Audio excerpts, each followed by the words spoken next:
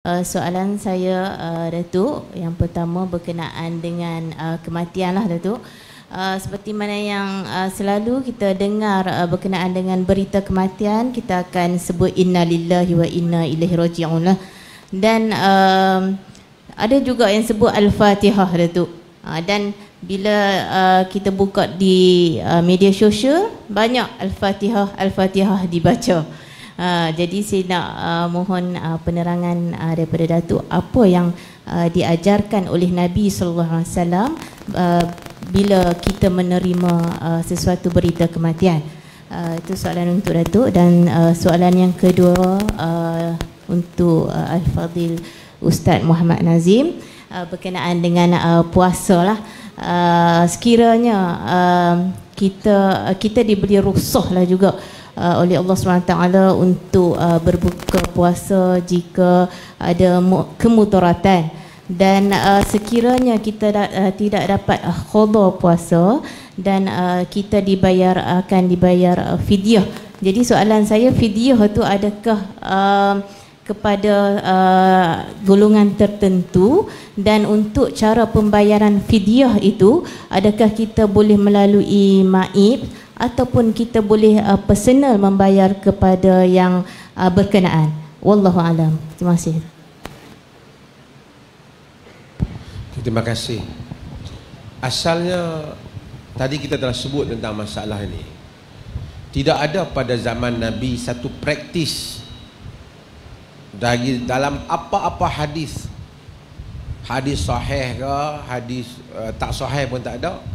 Apabila datang berita kematian, maka Nabi kata Al-Fatihah. Tak ada. Tak ada. Yang ada ialah oleh kerana kematian adalah merupakan satu bencana, ialah hadis Ummu Salamah, di mana dia Nabi mengajar supaya menyebut inna lillahi wa inna ilaihi raji'un. Ini selaras dengan ayat dalam Al-Quran itu, alladzina idza asabathum musibatun qalu inna lillahi wa inna ilaihi raji'un. Orang-orang yang apabila ditimpa musibah, mereka menyatakan inna lillahi wa inna ilaihi raji'un.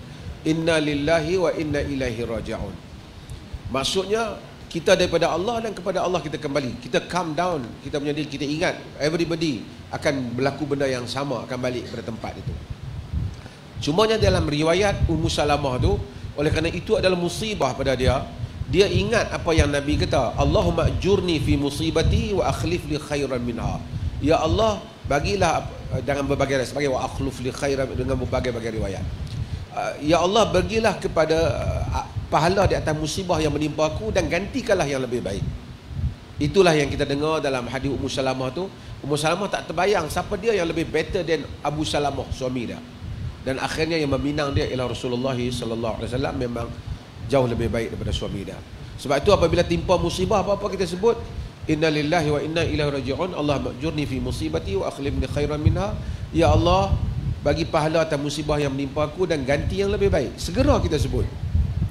Awalus sudmah, benda dalam masa hentakan yang pertama tu, masa tu kita sebut. Itu ada di dalam hadis Nabi sallallahu alaihi wasallam. Praktisnya Ummu Salamah buat kepada suaminya Abu Salamah. Adapun Al-Fatihah tak ada. Nabi tak pernah buat, sahabat pun tidak pernah buat.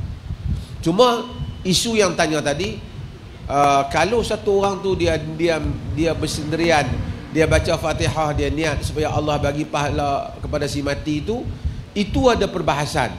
Maksudnya kalau Allah terima doa tu, sampai pahala kepada dia. Itu juga kaul majoriti, termasuk Ibnu Taimiyah memberi pendapat yang sama. Tetapi adakah menjadi sunnah bila orang mati Al-Fatihah? Tidak menjadi sunnah. Yang tu untuk satu orang dia buat sendirian, dia bukan menjadi sunnah.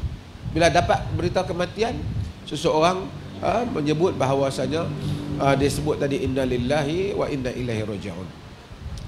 Kedua ialah yang menjadi sunnah juga bila berlaku kematian ialah satu orang bila dapat berita kematian yang dia fikir apa nak buat baik kepada keluarga si mati. Seperti hadis yang diriwayatkan oleh Imam Tirmizi dalam sunannya, di mana dia kata lamma jaa na'yu Ja'far Qala Rasulullah sallallahu alaihi wasallam isna'u li ali Ja'far ta'aman qad ja'u ma yashghuluhum. Apabila datang berita kematian Ja'far, Nabi sallallahu alaihi wasallam menyatakan, buatlah untuk keluarga Ja'far itu makanan, kerana telah datang kepada mereka perkara yang menyusahkan mereka.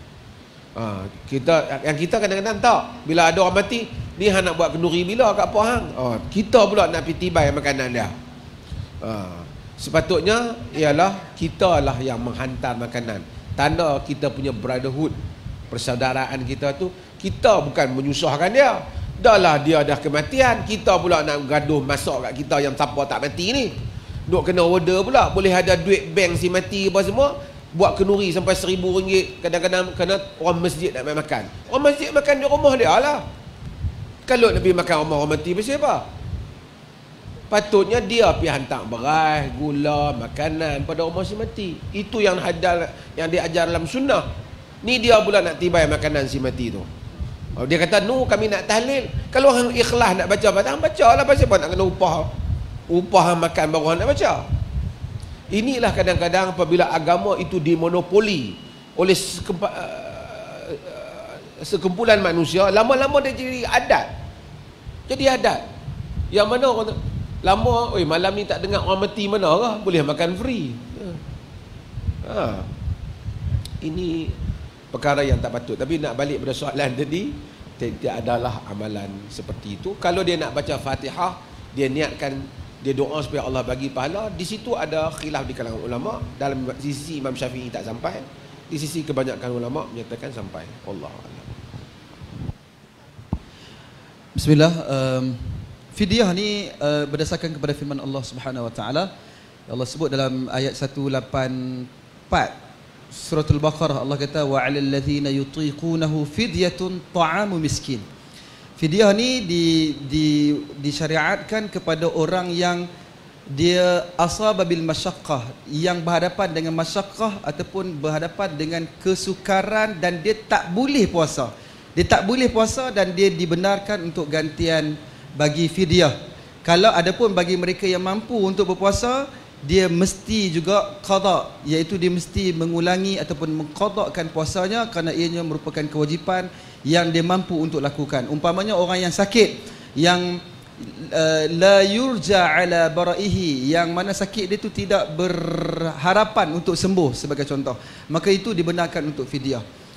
Detail lagi saya akan faham balik Datuk, siapa yang boleh, wanita mana hamil ada, dia takut pada dirinya, kepada anak dia dan sebagainya, nanti Datuk akan sambung. Cuma fidyah Datuk sambunglah. Cuma fidyah ni dia kepada siapa nak bayar? Fidyah ni adalah ta'am miskin, iaitu jamu makan. Dia tak boleh jamu member dia sama-sama kopra, sama-sama sarjan, tak boleh. Dia tak boleh jamu kita sama-sama kita ni. Dia hanya boleh difidyahkan ataupun diberikan makan kepada orang miskin saja. Sebab fafidyatun ta'amu miskin. Fidyah itu adalah bagi makan kepada orang miskin. Satu hari satu makanan wajabah kamilah, iaitu makanan yang mengenyangkan si miskin. Di negeri Perlis beza sikit dengan negeri lain.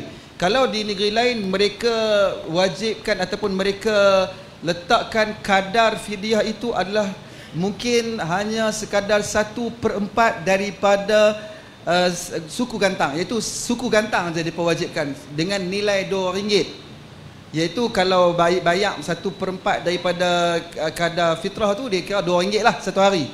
Tapi Perlis tidak. Perlis Datuk punya zaman Datuk kot fatwa tu maksudnya, memang zaman Datuk. Di Perlis difatwakan sekadar RM5 untuk satu hari yang ditinggalkan, kerana masa tu belum ada menu rahmah lagi, tak ada. Tapi memang RM5 itu telah difatwakan, dengan kadar RM5 itu akan mengenyangkan orang untuk makan. Kita tak ambil, sebab kalau kita ambil 1/4 harga beras masa dalam RM1.07, orang tak kenyang makan beras saja, tak kenyang. So kerana itu boleh ambil pendapat satu hari RM5. Katalah ada seorang nak bayar lebih, boleh ke tak dia nak bayar lebih daripada kewajipan dia?